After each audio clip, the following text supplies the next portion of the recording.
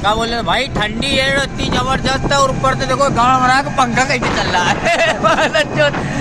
जंगल में चल रहा है, चलती पूरी गर्मी पंखा नहीं चलता है। गाँव उठा के पड़ रहा था जैसे भोला मुनक्का खाए हो। और देखो इतना जंगल है और इतनी पूरी ठंडी है, ऊपर से पंखा चल रहा है, देखो जोर स्पीड चल रहा है और सामने शीशा अलग नहीं लगा।